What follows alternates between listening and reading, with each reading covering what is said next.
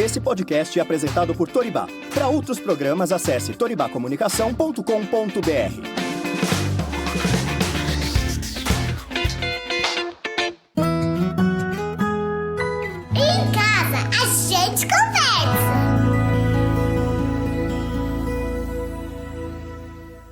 Olá, está começando mais um Em Casa a gente conversa. Se você ainda não ouviu os outros episódios, vai lá ver que tem vários assuntos diferentes. Toda semana, toda quarta-feira, tem um episódio novo no ar. E ajuda a gente também a compartilhar, se você tem gostado dos conteúdos, compartilha aí com os amigos, com os familiares. A gente está em todas as plataformas digitais. Spotify, YouTube, Deezer, iTunes, SoundCloud e todos os agregadores de podcast também. O assunto de hoje é o começo da vida, os primeiros 1000 dias do bebê. A gente vê aquele ser pequeno, delicado, que depende da gente para fazer quase tudo e acha que não entende nada do que falamos, né? Não o subestime. Pesquisas revelam que os bebês são capazes de perceber o mundo e aprender com cada experiência de uma forma incrível. Nos primeiros anos, o cérebro faz mais conexões do que em qualquer outro período da vida. São de 700 a 1000 conexões por segundo. Para se ter uma ideia desses números, o cérebro de uma criança de 3 anos é 2 vezes mais ativo que o de um adulto. Elas absorvem tudo que vem. Tá aí mais um motivo para a gente tomar cuidado com o que fazemos ou falamos, né, do lado deles. Nesse período, a atenção, o carinho e o amor que damos a eles faz toda a diferença. O que oferecemos nos primeiros 2 anos de vida tem um impacto enorme na forma com que nos relacionamos mais tarde com outras pessoas. Por isso, os primeiros 1000 dias são tão importantes para o futuro da humanidade. Para falar sobre esse assunto, convidei a Ana Cláudia Arruda Leite, pedagoga e mestre em Ciências Sociais da Educação. Ela é especialista em infância, trabalhou como educadora, coordenadora de creche, formadora de professores, assessora de projetos socioculturais, pesquisadora. Sempre com o foco de garantir às crianças uma infância digna. Integrou por muitos anos o grupo gestor da Aliança da Infância e a Rede Nacional Primeira Infância. Desde 2013, trabalha no Instituto Alana, tendo sido diretora de Educação e Cultura da Infância e atualmente é consultora. Recentemente desenvolveu uma pesquisa de escuta de crianças com Gandhi Piorsky nas 5 regiões do Brasil. Oi, Ana Cláudia, bem-vinda. Além de todo esse currículo aqui que eu falei, conta aqui pra gente também com suas palavras, quem é você? Primeiro, Thaís, obrigada pelo convite e é uma alegria estar aqui. A Thaís é amiga e mãe também da mesma escola onde estuda minha filha, eu sou mãe da Janaína e trabalho na área da infância já faz um tempo. Eu comecei cedo no ensino médio, já faz 20 anos, atuando primeiro com contação de histórias para as crianças em regiões de alta vulnerabilidade em São Paulo. E de lá para cá, eu sempre me engajei muito em movimentos como a Aliança pela Infância e há um tempo também eu trabalho no Instituto Alana, que são instituições que se preocupam e olham para a criança como sendo uma fase central no desenvolvimento, né? E a importância da gente honrar, a gente dar dignidade para essa fase como uma base para todo o desenvolvimento humano, né? Então, muito bom para a gente poder conversar sobre esses primeiros anos de vida, né? Muito obrigada por ter topado participar aqui do nosso podcast. Para começar, eu queria saber como que vai em tão pouco tempo de um bebê pequenininho, enrugadinho, super dependente da gente, para uma criança de 3 anos que corre, brinca, fala, tem empatia, expressa seus sentimentos, né? Como que acontece esse desenvolvimento tão rápido em tão pouco tempo? Acho que a primeira coisa importante é de a gente também olhar a gestação como um período que ali o bebê já se desenvolve, né? Eu acho que é do senso comum cuidado com a mãe, né? De que ela precisa descansar, se alimentar bem, até que isso é uma questão que quase todas as famílias, ou mesmo a mãe sozinha, ela procura cuidar, né? Do seu sono, da sua alimentação. Mas pouco percebe que ali, naqueles primeiros meses, o bebê já está começando o processo de desenvolvimento, não só físico, mas dos sentidos, né? Por exemplo, o bebê, ele em 21 semanas, em 21 dias, ele já tem a base do cérebro pronta, né? Ele começa ali todo um desenvolvimento cognitivo e ele percebe o meio, o entorno, o ambiente que a mãe, né, ela se encontra, influencia o desenvolvimento do bebê. Ainda na fase intrauterina. Esses 21 dias você está dizendo dentro... Começa a estrutura cerebral dentro do útero. Então, por exemplo, quando você tem já o 30º, quando você começa já o fim da gestação, né, os últimos 3 meses, aí você tem um impacto muito grande, realmente, no sentido da audição. Você tem uma percepção do bebê, ele já começa a pôr... a gente até consegue ver isso no ultrassom, né? Às vezes o bebê com o dedinho na boca, então ele já está ali estimulando todo o sentido do paladar, o tato. E o que tem no ambiente, né, dessa família influencia. Então, o que a mãe ouve de música ou a qualidade emocional da vida daquela mãe, não só porque ela passa, né, pelo corpo o estresse, mas também a qualidade do que tem no entorno, no sentido assim, de brigas ou de relação mais ou menos estressante. Isso também influencia o nível de estresse que o bebê vive dentro da barriga, né? Então, ele consegue ter as primeiras impressões sensoriais e, com isso, as primeiras sensações do mundo. Mesmo que ele não pense a respeito, ele sente o mundo externo mais ou menos acolhedor, mais ou menos áspero. E esse áspero pode ser a palavra. Esse áspero pode ser, por exemplo, a quantidade de movimentos e turbulências que esse corpo da mãe enfrenta no dia a dia. Um ônibus cheio, ou, né, um cotidiano onde ela pode ter uma queda, isso tudo impacta. Agora, é claro que isso a gente não dá para contornar todas as questões do entorno, né? Às vezes a gente tem situações familiares que estão em contextos precários de vida, né? Sem acesso a uma moradia de qualidade, a um transporte digno, mas é importante a mãe tentar se proteger na medida do possível. Isso não quer dizer se isolar, mas pensar que estímulos que ela quer trazer, como que ela está apresentando o mundo para esse ser que ainda nem veio à Terra, né? Ele está dentro da barriga, logo vai nascer. Mas, de certa forma, o mundo já é apresentado a ele mesmo na barriga. Isso influencia diretamente, assim, no jeito, se a criança vai ser uma criança mais irritada, se vai ser uma criança mais segura. Isso também, o que acontece na gestação, influencia também na criança que ela vai ser. A relação do desenvolvimento, ela nunca é assim bilateral, né? Uma coisa influencia diretamente a personalidade ou, por exemplo, o temperamento. Muitas vezes as pessoas acham que, por exemplo, dar afeto para a criança é algo relacionado ao temperamento dela. Ela vai ser uma pessoa mais solícita, mais boazinha, né? Às vezes usa até um termo assim.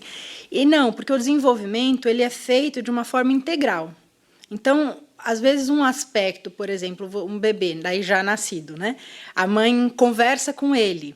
Ele ainda não fala, mas ele está ali atento, com os olhos, ele está com o corpo movendo, né? Respondendo aquele diálogo com a mãe, por exemplo, né? Mas respondendo com o quê? Com o corpo, com os braços ou com a face. E aquela relação é afetiva. A mãe está ali conversando, mas está, na sua conversa, transmitindo, por exemplo, um afeto através da sua face, através do tom da sua voz, através das palavras que escolhe, através do toque. E isso imprime na criança uma sensação de confiança, por exemplo. Uma relação de confiança com aquele adulto de referência. No caso, eu estou dando o exemplo da mãe, mas pode ser outro adulto. E uma confiança no mundo, uma sensação de que o mundo é bom, o mundo, eu estou aberto, o bebê está aberto para o mundo, ele vem totalmente aberto no sentido de corpo, de sensibilidade, e esse mundo está respondendo de um jeito que caloroso, afetuoso. Então, isso forma uma base, por exemplo, emocional, de confiança, uma capacidade depois de autoestima ou de conseguir se sentir seguro em conquistar, seja o próprio corpo ou o mundo. Agora, não é uma relação direta, né? Porque a mãe conversou que ele vai ter isso, porque o desenvolvimento, como eu falei, é integral, mas isso contribui, né? Da mesma forma que contribui no desenvolvimento da linguagem, que tem a ver com a cognição.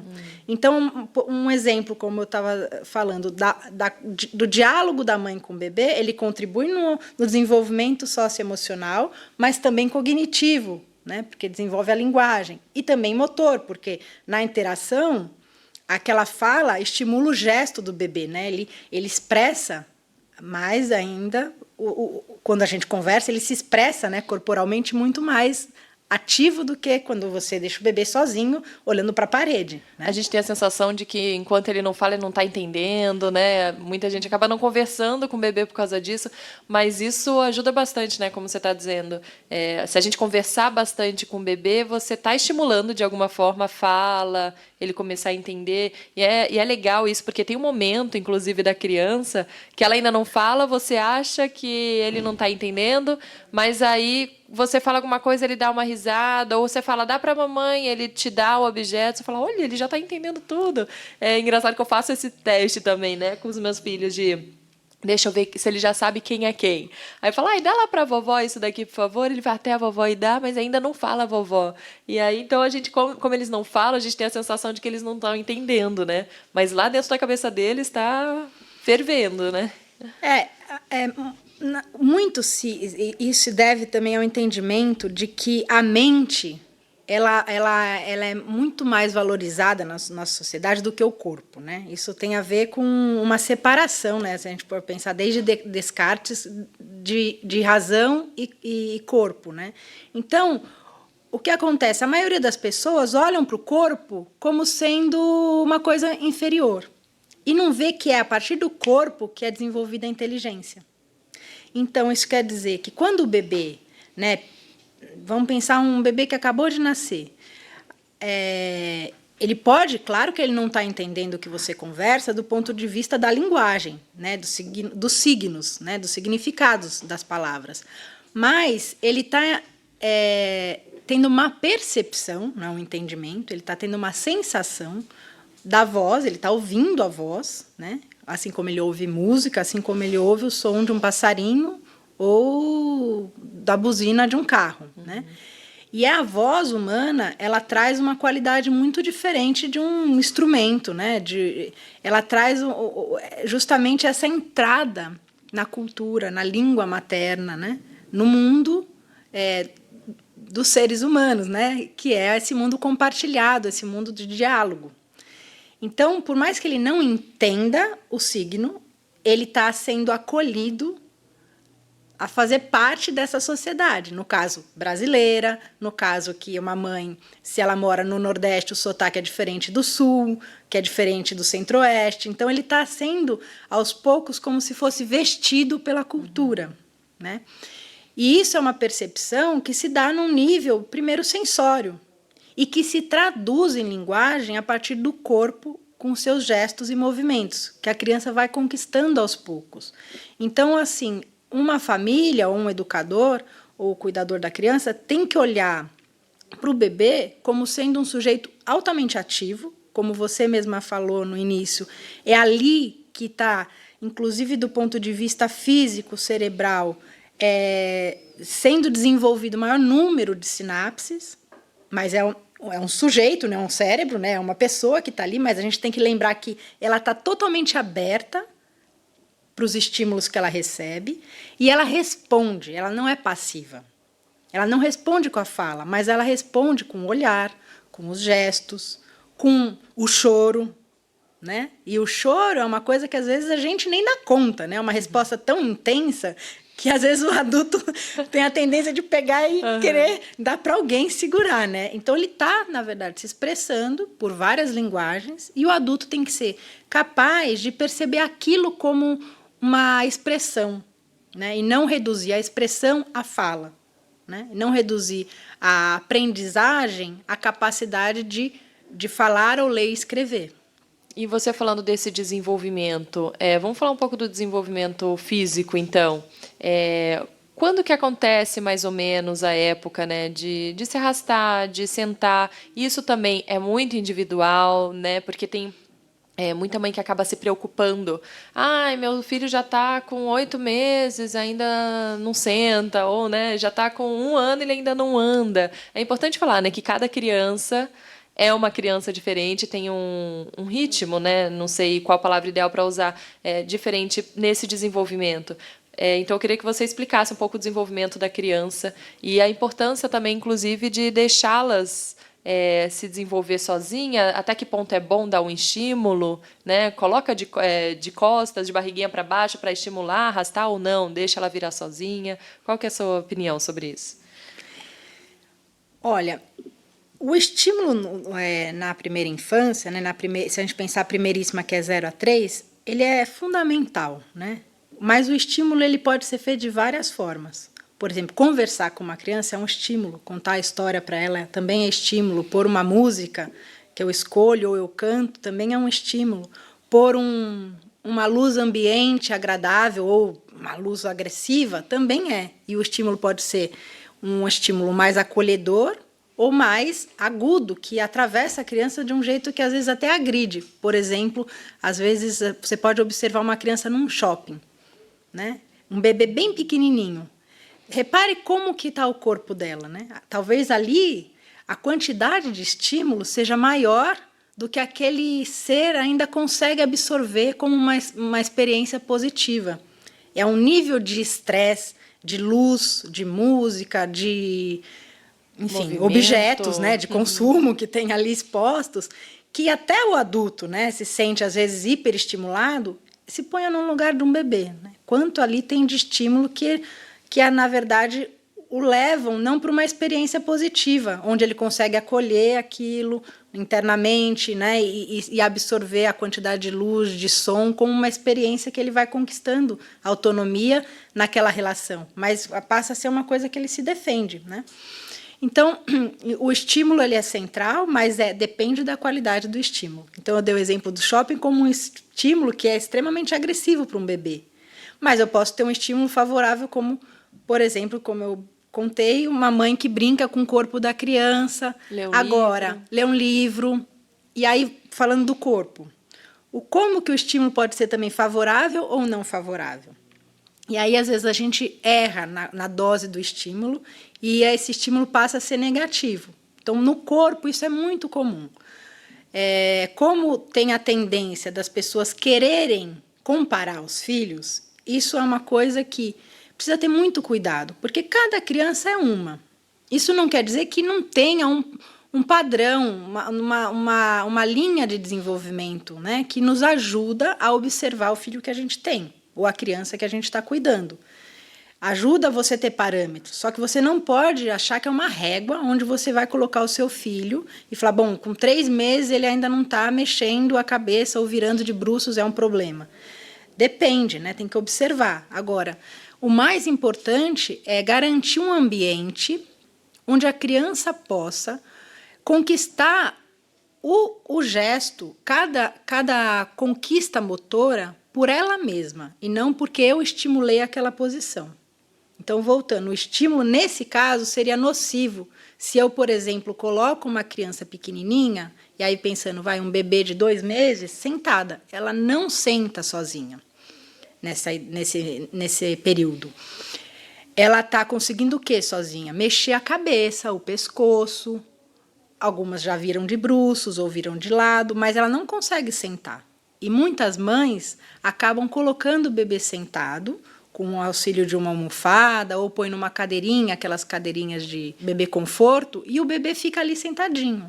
Só que o que acontece? Ele não está sentado porque ele conseguiu, através do seu esforço, lutar contra a gravidade e conseguir, com a sua coluna já tendo essa capacidade, inclusive física, conquistar a posição de sentar. Assim como depois ele vai conquistar o andar. Então, é muito importante essa parte não estimular. Você estimula como desenvolvimento motor saudável? É dando um ambiente seguro. Então, você consegue um espaço onde você tira as coisas de risco, né? Você tira coisas que ele pode jogar e quebrar, como vidro, ou você empurra um pouco os móveis da sala, né? Enfim, você cria ali um espaço, põe um tapete no chão, ou um colchãozinho, ou um pano, onde ele possa, de preferência, estar num chão firme, não mole, para que ele consiga fazer essa conquista dos movimentos, como, por exemplo, rolar. Então, nos primeiros 3 meses, basicamente, ele vai conseguir conquistar a parte superior dos movimentos. A conquista do gesto, do andar, por exemplo, ela se dá em torno do primeiro ano e meio, né? Depende da criança. Tem criança que anda, às vezes, com 10 meses, tem criança que vai andar com 1 ano e 4 meses, mas é em torno do primeiro ano de vida. E essa conquista ela se dá de cima para baixo, da cabeça para o pé. Então, nos primeiros 3 meses, basicamente ele vai se dedicar a conquistar o gesto do pescoço, cabeça, e aí, aos poucos, ele vai conquistar, então, o tórax e vira. E aí, então, ele vai virado, aos poucos, mexendo as mãos, os braços, e isso vai ampliando a possibilidade de você oferecer aí o estímulo positivo, por exemplo, não precisa ser brinquedos, mas objetos que ele possa pôr na boca, pegar, né? Então, eu não vou oferecer um objeto como uma tesoura, claro, mas eu posso oferecer um paninho, eu posso oferecer uma bacia que eu tenho em casa, eu não preciso comprar um objeto, ou eu posso oferecer um chocalho, eu posso oferecer também coisas que ele possa manusear, pôr na boca. Não dá para, nesse período, falar, ai, não põe na boca. Ele vai pôr na boca, é um jeito que ele está descobrindo o mundo. Então, é importante o estímulo não ser no corpo, de eu pôr ele numa posição que ele não saiba, mas eu oferecer um ambiente, como eu falei, que ele tenha segurança, que ele tenha liberdade para sozinho ir conquistando esses gestos e objetos que ele possa brincar, que tenham uma textura interessante, ou uma cor, ou, de preferência, objetos que sejam mais de elementos da natureza, porque isso tem uma diferença tátil, diferente do plástico.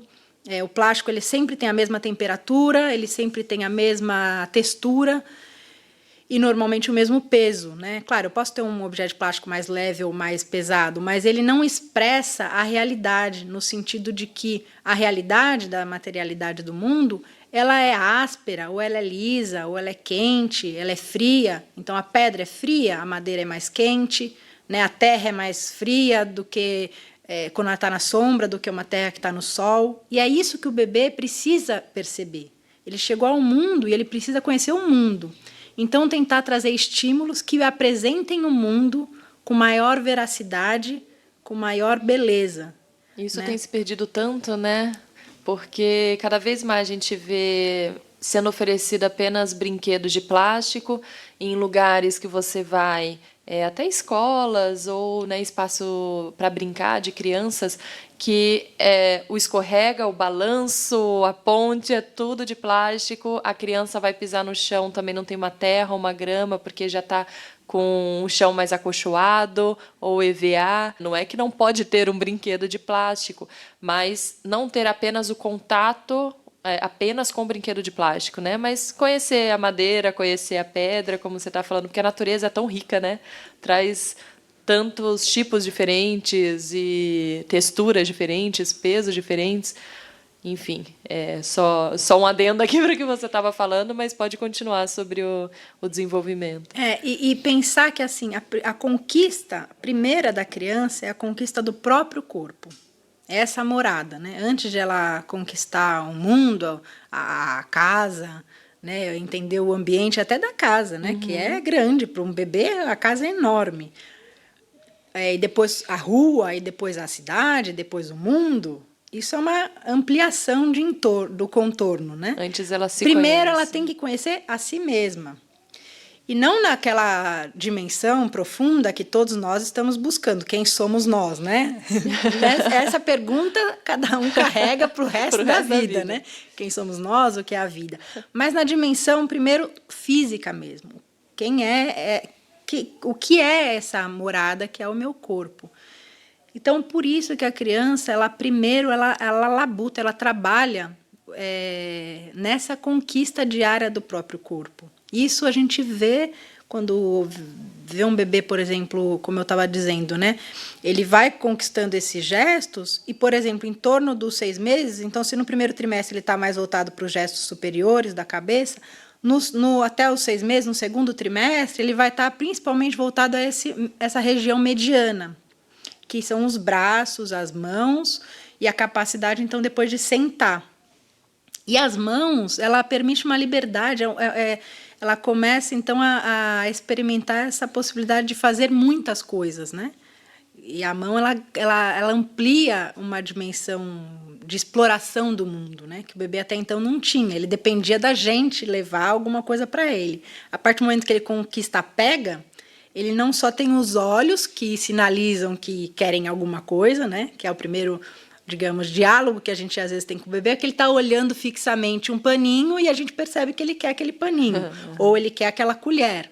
Depois ele consegue pegar, né, as coisas. E nesse período que ele já senta, então ele começa também a rolar e aos poucos ter autonomia no deslocamento e na conquista das coisas, né, por si mesmo.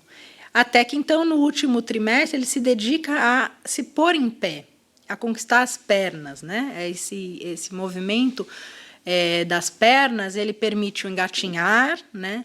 O rastejar. Tem criança que não necessariamente engatinha, né? No jeito clássico de engatinhar, com as duas pernas e os dois braços, mas é muito importante a criança passar por essas fases de desenvolvimento. Tem criança que pula, e aí é importante a gente ver por que pulou, né? Às vezes pulou porque eu estimulei o movimento. Muitas vezes eu já vi isso. A criança nem engatinha e o pai, mãe ou quem está cuidando já coloca a criança em pé e segura na mãozinha e a estimula a andar.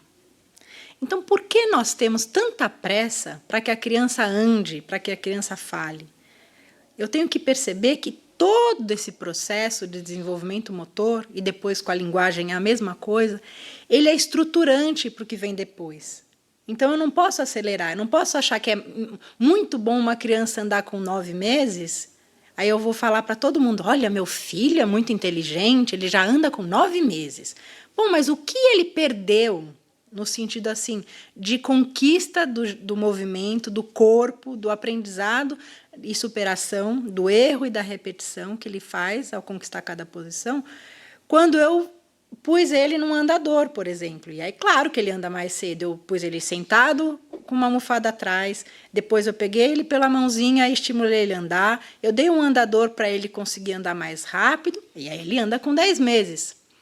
Mas isso não é um sintoma de que a criança ela conquistou por si mesma aquele andar. Então, não dá para eu achar que isso é também um sinal de que ela é mais desenvolvida que a outra, que ainda está engatinhando. É muito importante a criança passar por essas etapas e ela faz isso se a gente dá espaço e liberdade para ela. Se a gente não antecipa as coisas.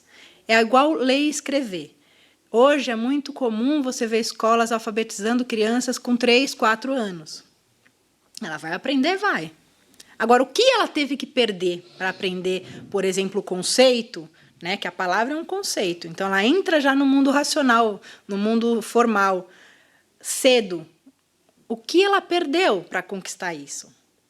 Então, a gente tem que parar de olhar só as aprendizagens semelhantes ao adulto como sendo sintoma de uma infância ou de uma criança inteligente, bem desenvolvida. Na verdade, uma criança bem desenvolvida é aquela que consegue, na fase que ela está, conquistar por ela mesma cada coisa que ela precisa. E ter o respeito a esse ritmo é fundamental. E a gente não vive num tempo que respeita, a gente vive num tempo que acelera a infância, né? Inclusive, ensinar várias línguas desde sempre, isso daí pode também prejudicar a criança, no crescimento da criança? Não. Já ensinar, por exemplo, né, português e inglês, isso daí realmente ela aprende mais fácil nessa fase?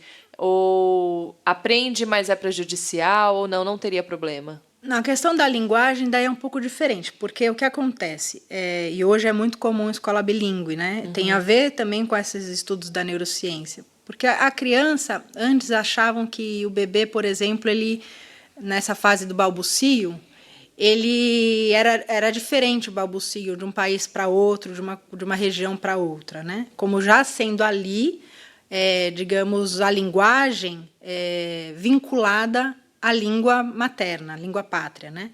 E depois, com os estudos, se percebeu que não, que nesses primeiros desenvolvimentos da linguagem, o ser humano ele é poliglota. Ele balbucia, ele começa, né, a se desenvolver na fala de um jeito comum, independente de onde ele esteja. O que isso quer dizer? Que naquele período ele realmente é capaz de aprender qualquer língua. Eu estou falando aí com 6 meses, 9 meses. Mas aprender, não estou falando aprender a falar inglês. Ele está apto a aprender qualquer idioma. Por isso que numa casa, por exemplo, se você fala português, aos poucos aquele balbucio vai se tornando linguagem e sílabas e palavras que dizem respeito ao português. Agora, se você está numa casa que fala 3 línguas, a criança ela vai conquistando isso de uma forma mais diversificada. De fato, ela está mais predisposta a aprender a língua do que depois o adulto, né? Uma criança que aprende outra língua nesse período, ela não fala com sotaque porque ela está aberta para aprender qualquer língua. É diferente de, por exemplo, eu que já falo português e vou aprender mandarim adulta. É raro quem não vai ficar com sotaque e não vai ter dificuldade no aprendizado de outra língua. A criança pequena, na primeira infância, não, ela está se desenvolvendo na linguagem, tanto dela, nativa, como ela está, na verdade, aberta para qualquer língua. E aí, com isso, ampliou-se as escolas bilíngues. Eu acho que tem uma questão que precisa atentar, assim, que não é porque a criança tem essa plasticidade cerebral e tem essa abertura, que a gente também tem que ter uma postura de, então, vou aproveitar ao máximo e vou dar todos os estímulos nessa fase, porque ali eu sei que até os 3 anos ela tem o dobro de sinapses que ela vai ter em adulto. Então, eu coloco ela no inglês, eu coloco ela na escola bilíngue, que também fala mandarim, que como eu já vi algumas, que já tem 3 línguas logo de pequeno. Você põe na natação, põe no balé e assim vai. O que você vai fazer? Você vai tirar da criança a coisa mais preciosa nessa fase da vida, que é o direito ao brincar livre. É o direito a ela poder experimentar a si mesma e ao mundo sem ter uma programação, sem ter um agendamento de que aquele horário ela vai fazer balé, né? E essa fase você diz até os 3 ou até os 7? Até os 7, até os 7. A primeira infância tem assim, isso tem, é só fazer um parênteses, tem muitos estudos e pesquisas que consideram até os 6 e outros que consideram até os 7. Né? Então, isso também tem uma certa polêmica, né? Mas, independente se até os 6 ou até os 7, você tem um período longo, né, que diz respeito à educação infantil, né, depois a entrada no fundamental, que também tem diferenças, né, tem no Brasil crianças que entram com 5, outras que entram com 6, outras que entram já completando os 7. Mas, voltando, você tem ali na primeira infância algo muito importante acontecendo, junto com esse desenvolvimento motor, que é a conquista da fala, e que é também a conquista do pensar. Né? Essas 3 habilidades são centrais na vida, não da criança só, mas do ser humano. Então, a gente precisa ter cuidado para não aproveitar o que se entende por janela de oportunidade e superestimular a criança, enchendo a vida dela de aulas extracurriculares, de escola com uma agenda também toda definida, com atividades dirigidas, onde a criança não tem o tempo para, por si mesma, desenvolver as atividades. Isso é o mais importante. Por que é o mais importante? Porque é a partir da atividade que parte da criança, ou seja, do desejo dela, em relação à curiosidade do mundo, ao que ela quer fazer, que nasce a autonomia. E a autonomia é central, por exemplo, na vida de um adulto. A autonomia e é o que permite ele depois ter a própria vida, seja financeira, ou ele ter escolhas em relação ao mundo do trabalho, ou autonomia emocional, para também não se vincular com pessoas e ficar dependente das pessoas. Então, a autonomia é o cerne, inclusive para a vida adulta. Então, isso precisa ter cuidado. Eu acho que, assim, se for pensar no aprendizado de outra língua, ele tem que ser vivencial, ele tem que ser algo que se dá, igual quando você aprende a língua nativa, na relação com o cotidiano. Então, você vai aprender a língua cozinhando um bolo, plantando uma flor, brincando, contando uma história. Aí, ela não é uma coisa nociva. Não frequentando uma aula. Então, isso também, se você opta em falar, não, eu quero que ela tenha a vivência com outra língua, acho isso importante, que seja uma vivência que venha como algo que faz parte da vida da criança e da rotina de uma criança. Então, ela é importante nessa idade ela participar das coisas cotidianas de uma casa, né? Como, por exemplo, cozinhar algo junto, um pão, um bolo, você pode fazer em outra língua. Isso não é prejudicial. Agora, é prejudicial você ter essa demarcação do tempo, né? Então, isso tem que tomar muito cuidado. Essa fase de imitação das crianças, o que o que acontece, né? Por que elas gostam de imitar tanto e até de repetir tantas vezes a mesma história, o mesmo filme? Tem essa fase, tem tanto da imitação do bebê, de você fazer uma coisa, fechar o olho, ele olha para você e faz igual, quanto a fase de imitação já um pouco maior, né? Das nossas filhas quererem imitar o que a gente faz, e eles aprendem mesmo pelo que eles estão vendo, né? Essa fase é mais ou menos que período e por que isso acontece, deles quererem imitar o tempo inteiro? A imitação é o primeiro modo da aprendizagem, né? É imitando que a criança mesmo aprende, né? Então, esse processo de imitação, ele nos mostra as duas coisas, né? Uma, que para desenvolver, o ser humano precisa de outro ser humano. É o óbvio, mas hoje não está tão óbvio, na medida em que a gente tem já no mundo, por exemplo, babás robôs, como tem na China, né? E vai chegar aos poucos num processo a inteligência artificial, né, de democratização, no sentido de massificação dessa tecnologia, que outros países e classes populares vão começar a ter, né, também acesso a tecnologias, como hoje a gente já tem as telas. Há 20 anos atrás era um objeto de luxo você ter um celular, você ter um computador. Hoje, né, é uma coisa frequente em todas as casas. Então, a criança ela aprende por imitação, mas não é a imitação do que acontece nas telas. Não é a imitação de um robô. Ela depende de um outro ser humano para poder se desenvolver. E por que isso? Porque a aprendizagem ela se dá parecido com um jogo de tênis, né? Ou de um jogo qualquer. Eu jogo a bola para você, você devolve para mim. Esse bate-bola, esse ir e vir, esse estímulo e resposta é o que faz a criança se desenvolver. E isso as telas ou a inteligência artificial, ela não consegue dar, porque ela tem uma programação e ela se baseia, por mais que seja personalizado o determinado programa, adaptativo, como se diz hoje, ele nunca vai ser algo singularizado para aquela criança, algo que realmente responde ao que ela trouxe de estímulo, né? Como uma conversa. Quando você está conversando com alguém, eu ouço o que aquela pessoa está dizendo e, em função daquilo, eu digo algo, né? Então, isso as máquinas não conseguem.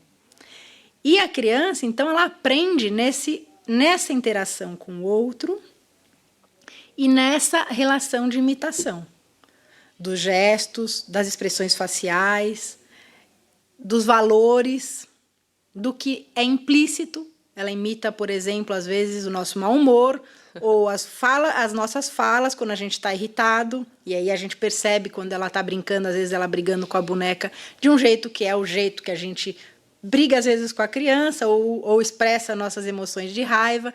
Então a criança imita o que a gente acha bonito em nós e o que a gente não acha ou o que a gente às vezes nem percebe. Então ela não imita só o nosso corpo, né? E aí o corpo é desde a questão física, por exemplo, tem um tanto da genética, claro, se a criança vai andar de determinado modo. Às vezes eu tenho uma questão genética na família e ando com a perna um pouco torta. Tudo bem, mas tem uma reprodução do modo como a pessoa usa o corpo, né? A criança às vezes tem uma postura, um jeito de pôr a mão nas costas, que você vê que é uma reprodução do jeito que o pai, a mãe, a avó, né? É muito legal isso, né? Você vê e fala, gente, mas faz igualzinho assim o vô, igualzinho o pai. E às vezes até a expressão, né? Não é nem só o gesto, a expressão. E aí, falando disso, então, qual a importância de ter um adulto referência na vida de uma criança? E como você comentou, de não ser necessariamente a mãe, se não for a mãe, é prejudicial de alguma forma ou não? Queria falar sobre esse adulto de referência na vida dela. Então, hoje isso eu acho que é uma coisa já bem consensuada em vários campos da ciência, na neurociência, na psicologia, na pedagogia, na antropologia, de que nós somos frutos da nossa genética, do meio, ou seja, da cultura, do que eu possibilito ali de, como eu falei, de estímulos, de ambiente, e principalmente, não é um terceiro seu elemento, dos relacionamentos. Então, um adulto de referência, hoje, se entende que é talvez a coisa mais importante que a criança precisa ter na vida dela. porque sem essa possibilidade que eu falei, né, de interação, desse ir e vir do estímulo e resposta, desse acolhimento que o bebê tem, e esse acolhimento se dá por outro ser humano, né, ele gera na criança uma sensação de desproteção, né? E isso é muito nocivo na primeira infância, né? Essa sensação de que o mundo não acolhe as suas necessidades. Que o bebê, diferente do adulto, ele sim depende do outro para sobreviver. Essa é uma condição. Por mais que a gente olhe o bebê como potente, igual eu olho, como um sujeito ativo, que consegue, desde os primeiros dias, ter alguma medida de autonomia, que seja para virar sua cabeça e pegar o peito da mãe, né? Se a gente olhar isso como um sintoma de autonomia, eu não posso também não olhar que ele é um ser que tem uma fragilidade física, imunológica e que ele necessita do adulto para sobreviver. É condição, né? Não tem como. Se você deixar um bebê sozinho, ele morre.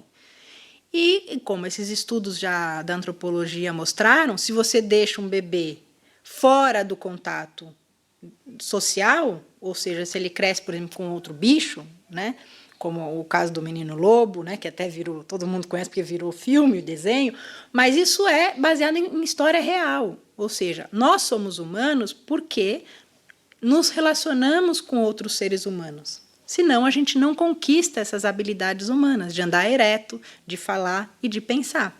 A gente vai reproduzir os hábitos de quem cuida da gente. Se for um lobo, vou andar de 4, eu vou uivar e etc. Então, assim, o adulto de referência, ele garante, primeiro, a sobrevivência daquele ser, no sentido de nutrição. Se não é a mãe, então não vai ter o aleitamento materno, você precisa de alguém que ocupe essa função e que garanta a alimentação daquele bebê, a higiene daquele bebê, o cuidado físico daquele bebê. Só que não só o cuidado físico basta para a gente se desenvolver de uma forma saudável. E isso foi coisas que se perceberam depois, com o tempo. No período da guerra, tiveram 2 experiências muito diferentes. Uma na Hungria e uma na Polônia. Na Hungria, com a Amy Pickler, os bebês órfãos, então eles não tinham uma família. Só que eles tinham o quê? A Amy Pickler era uma médica e ela contratou pessoas que não tinham experiências e formou essas pessoas. E ela priorizava que cada adulto que estivesse lá, ele cuidasse de poucas crianças e sempre as mesmas, e na mesma ordem de preferência. E ele cuidava principalmente das necessidades básicas.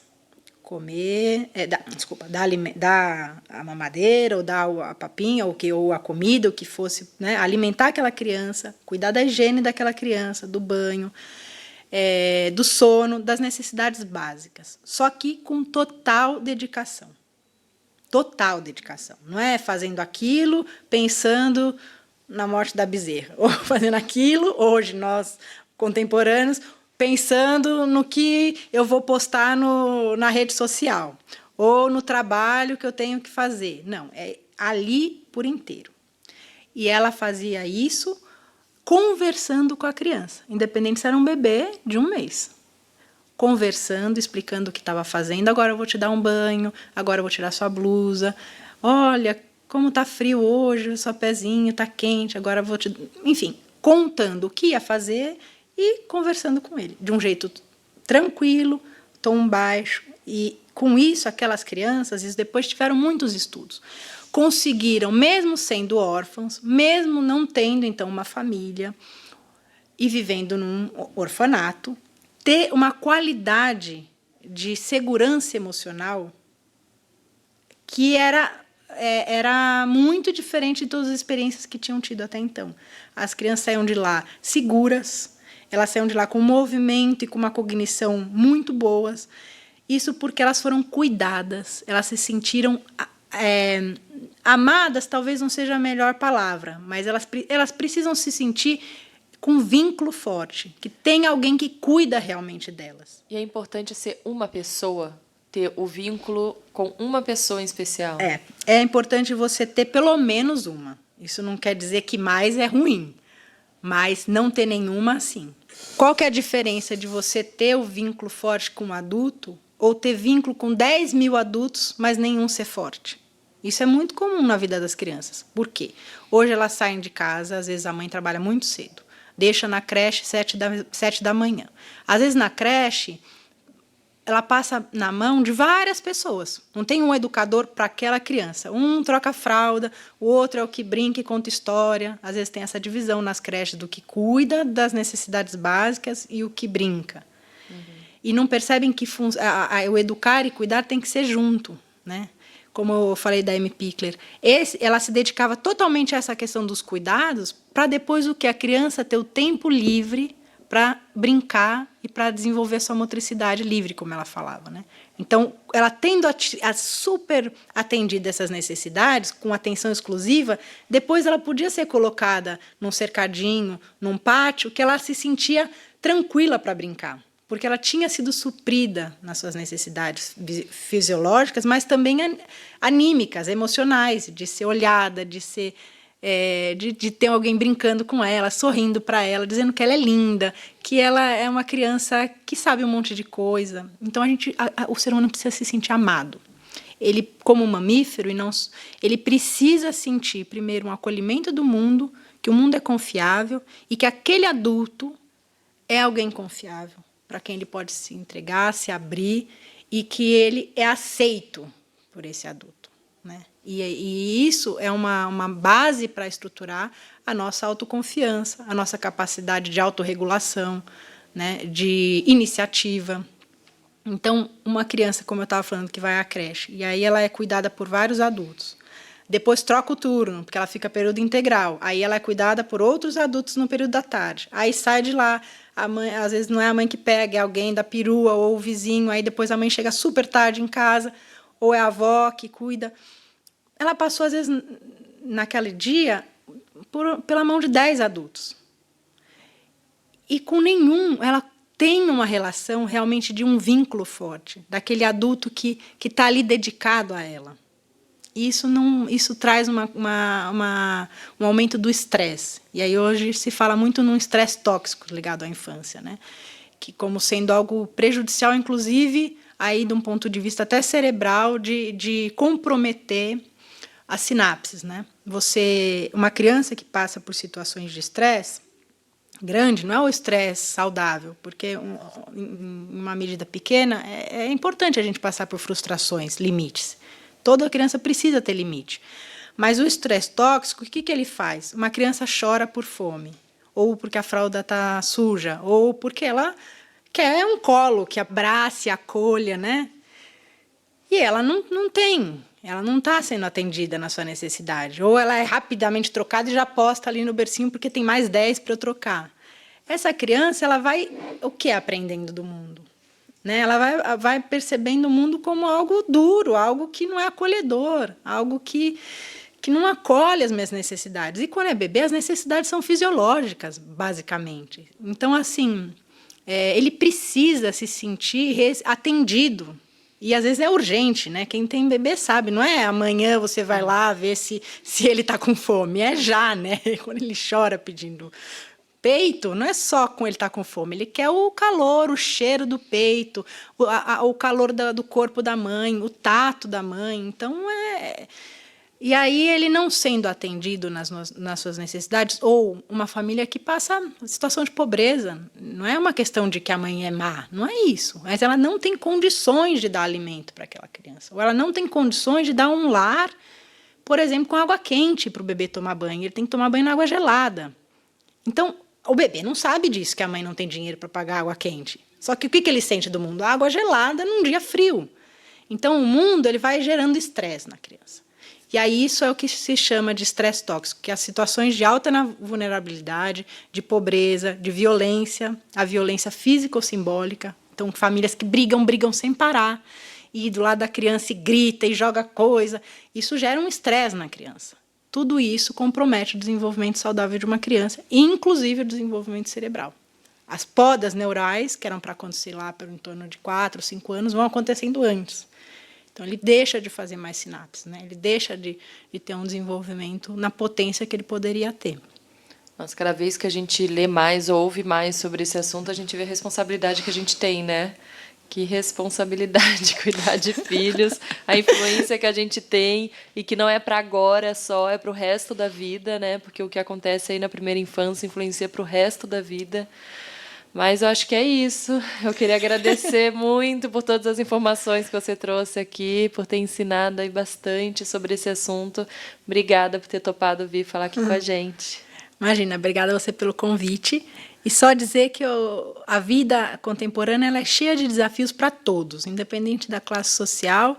Todos se deparam com a questão do tempo como algo sempre apressado, né, que a gente não tem tempo para nada. E como uma coisa que parece que o trabalho que dita, né, as nossas prioridades. E de só assim, fazer o convite para cada um tentar, pelo menos no momento que tiver com o seu filho ou com a criança que cuida, de estar inteiro naquele momento. Às vezes não dá para ser 10 horas no dia. Às vezes você não teve licença maternidade, paternidade. Às vezes você, enfim, não tem uma mãe, né? Às vezes ela não pode cuidar do filho, ele está sendo cuidado por uma babá, mas tenham, naquele momento que tiver com a criança, que seja 1 hora no dia, inteiros naquele momento. Que pode ser de dar um banho, pode ser de dar comida, mas que esteja ali, olhando nos olhos, conversando, interessado realmente em percebê-lo, no que ele está te comunicando. Isso já vale muito. Não, na primeira infância, não é tanto a quantidade de horas, mas a qualidade da presença. Então, isso é um alívio também, no sentido assim, de que a gente tem vidas difíceis, né? Mas a qualidade da presença ela é fundamental para a qualidade do vínculo. Então, se você não consegue ter o dia inteiro, se você não consegue ter meio período, você tem algum momento com essa criança. Fortaleça o vínculo a partir da qualidade da presença que você tem. Ótima dica. Em falar em dica, eu lembrei que a gente tem, inclusive, um quadro aqui, 2 nesse podcast, que um deles é uma pergunta que eu faço para quem é mãe e passa por aqui, que é o que te torna uma mãe real. Então, eu queria saber de você o que te torna uma mãe real, cheia também de erros, cheia também de problemas, ou o que te faz sentir uma mãe real? O que me torna uma mãe real, eu acho que é esse desafio de conciliar a vontade. Eu escolhi ser mãe, então, no período que eu engravidei, eu queria muito, mas, ao mesmo tempo, eu estava num momento de muito trabalho e muito realizada com o trabalho.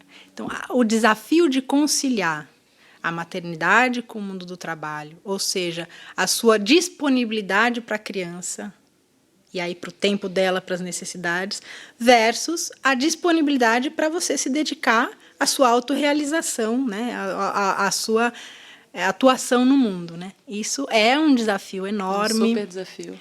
Como também é um desafio enorme conciliar os outros papéis que a mulher tem, seja como esposa, amiga, filha, né? Irmã. Isso é um desafio e exige uma elasticidade muito nos nossos braços e na nossa alma, né? E queria saber o que você tem para indicar aqui para as pessoas, que outro quadro é uma dica. A dica da semana, algum livro, algum filme, uma série ou uma música, o que você gostaria de indicar aqui? Bom, eu acho que tem bem acessível o filme e também tem a série do Começo da Vida, né, que eu acho que vale a pena ver. Né, ele está disponível fácil de ver em Netflix e outros lugares.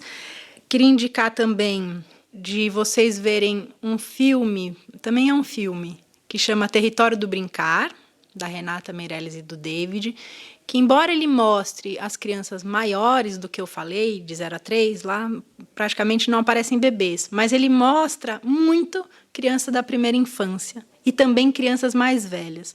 E o brincar e a imaginação como sendo essa atividade principal, né, nesse período da vida. Então, acho que também vale para assistir. E onde que encontra para assistir? No Videocamp, que é uma plataforma que tem vários filmes disponíveis, você pode assistir gratuitamente. Legal. E Eu queria indicar também muito músicas de acalanto, canções de ninar, para que as pessoas, mães, pais, avós ou quem cuide, cante para os seus filhos. E aí eu queria indicar o trabalho da Lídia Ortélio, que é hoje talvez a pessoa viva, que ela já tem 86 anos, que inclusive foi homenageada na ocupação do Itaú Cultural. Então, ela tem vários CDs e vale a pena conhecer, porque a gente conhece muitas vezes músicas mais contemporâneas, e ela faz um estudo profundo das canções que são cantadas nos rincões do Brasil e que as mães ou amas de leite ou as pessoas que cuidavam das lavouras cantavam para os seus filhos, e que são as músicas matrizes, né, da nossa cultura brasileira. Uau, esse aí eu não conhecia, vou ouvir. Que eu conheço um que todo mundo conhece, né? Que é do Palavra Cantada. Sim. Que eu ouço muito. Foi o primeiro CD que eu ganhei quando eu estava grávida ainda da Maia. E era Canções de Niná, e você falou, eu me lembrei aqui, então fica essa dica, então, a minha dica, que é um CD de Canções de Niná, que é uma delícia, assim, até hoje eu coloco, aí parei de ouvir o CD, coloco no Spotify, mas eu fico com sono, eu ouço aquelas músicas, eu vou dormindo junto, e é tão gostoso, né? E também tem um de histórias, como a gente falou aqui também de ler histórias, claro que o ler para o filho é muito mais legal, contar para o filho, mas eu tenho colocado no carro para as crianças ouvirem. Tem um podcast que chama Era Uma Vez um Podcast, que as meninas adoram, que é da Carol Camanho. E ela adapta histórias, ela que lê. E é muito divertido, assim. A cada 2 vezes por mês ela põe uma história nova lá. E as crianças que estão nessa fase de querer ouvir de novo, a gente fica lá repetindo no carro. Tem também o Maritaca, né? Também é um podcast de música e histórias para crianças também, que é muito bacana. Nesse momento aí, tá no carro, coloca uma musiquinha, é muito legal. Acho que é isso, então. Tem mais alguma? Só uma coisa, acho que também vocês podem contar histórias para os pequenininhos, histórias muito simples, que se repetem bastante, como a gente falou dessa repetição, ela ajuda na criança, né? Esses contos rítmicos. Tem um livrinho, é o Conte Outra Vez, da editora Antroposófica, que também tem histórias bem simples, que para essa fase, até uns 4 anos, são ótimas, porque elas repetem, são rítmicas, elas repetem a mesma estrutura várias vezes. E elas adoram, né? Eles adoram. Eu leio toda noite isso daí para elas. E Ana Cláudia, para quem quiser conhecer mais o seu trabalho, te conhecer, como que faz para te encontrar aí na internet? Eu tenho bastante material no meu Facebook. Meu Facebook, ele tá com o nome de Cacau Leite, que é meu apelido, então vocês podem encontrar lá material, e também meu Instagram, que é Cacau a Leite. Obrigada pelas dicas, obrigada pelas informações, por ter topado vir aqui falar com a gente. E você que nos ouve, então a gente se encontra de novo na semana que vem, na quarta-feira, com assunto novo aqui. Obrigada mais uma vez e até lá. Tchau, tchau. E casa a gente conversa.